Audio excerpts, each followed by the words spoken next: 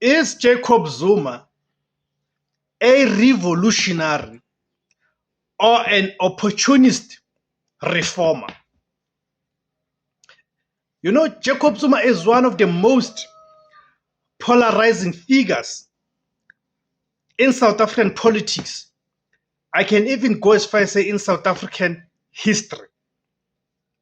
Because on the one side, you have his blind loyalists, the people who, in their eyes, Jacob Zuma is this flawless revolutionary who can do no wrong in their eyes. They do not care how much facts and evidence that you put in front of them. They never move from that position of Jacob Zuma, the Messiah. Then on the extreme side, on the extreme end, you've got those who hate Jacob Zuma to the core,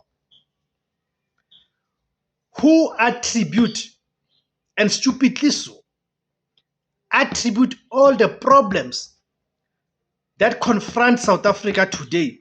They attribute those problems to a single individual, that is Jacob Zuma. It does not matter how much evidence of the good that Jacob Zuma did, it never moves them,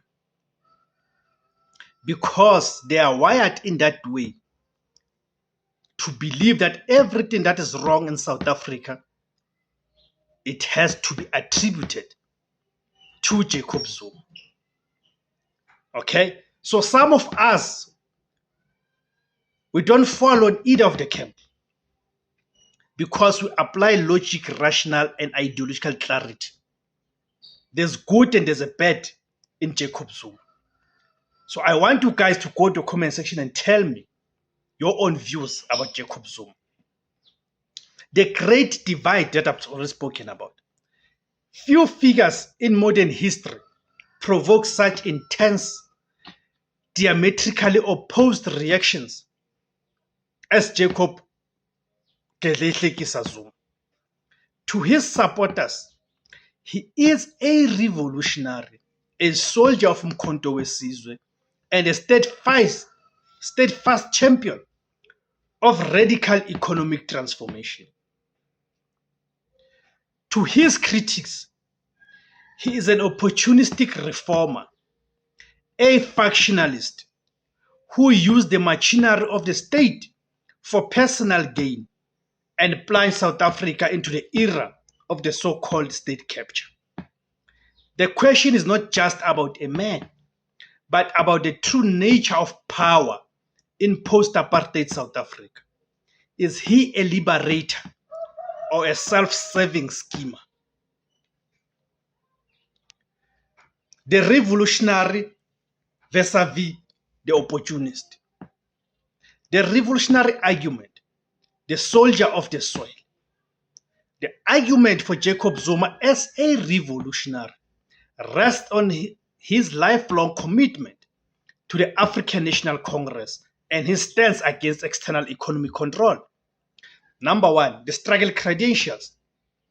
Jacob Zuma joined the ANC in 1959 and was a foundational member of the Umkhonto weSizwe, serving time on Robben Island.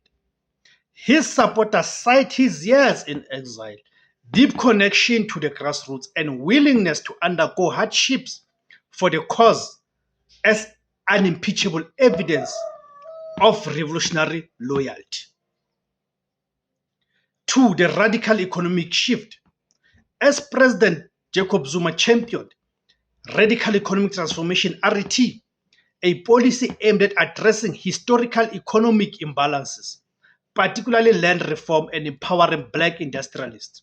Supporters see his pursuit of the $1 trillion Russian nuclear deal not as corruption but as a revolutionary move to secure energy independence and shift South Africa's economic dependency away from Western powers and white monopoly capital. Three, the defiance of the elite.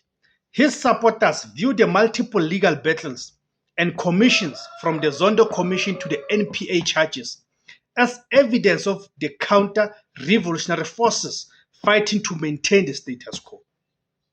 His recent move to back the Umkhonto weSizwe Party is framed as a continued struggle against the sellouts in the current ANC leadership. The opportunist reformer argument, power and patronage. The counter-argument, heavily supported by the findings of the Zondo Commission and repeated court judgments, paints Jacob Zuma as a cynical opportunist who co-opted the revolutionary struggle for personal enrichment. Number one, so-called state capture. The primary evidence in the era of the so-called state capture, where Jacob Zuma allegedly allowed the state to be structurally repurposed to benefit his family and close associates, the Guptas. Critics argue this was not a radical transformation, but institutionalized corruption, a betrayal of the poor to consolidate patronage network. 2. The inconsistent ideology. Jacob Zuma's political maneuvers are seen not as ideological purity, but as opportunism.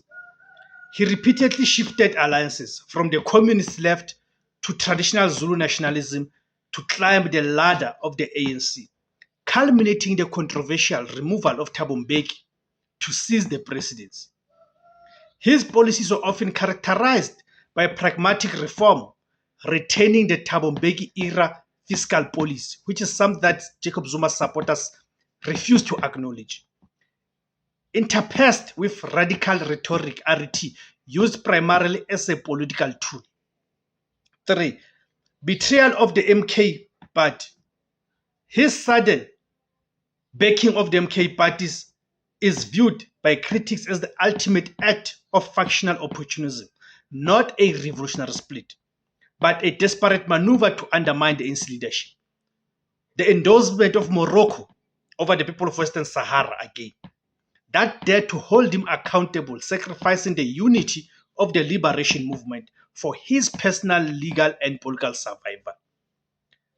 Therefore, in conclusion, the deciding factor, the truth about Jacob Zuma's political identity, likely lies in the gray area between these two extremes, as I've already stated. He is a political figure whose personal ambition became inextricably linked to the radical cause he once served. 1. The defining line. Did he genuinely seek to implement revolutionary change? Or did he merely use the rhetoric of the struggle to secure power, build a personal financial empire, and escape justice? 2. The verdict. The final judgment will be delivered by commissions or courtrooms, but history and South African voters who must weigh the credentials of the former freedom fighter against the proven consequences of his time in office. Thank you guys for tuning in. My name is Tebos Kosana. The name of the platform is Izwi Labansundu, the voice for Africans. Kamakuma Africa.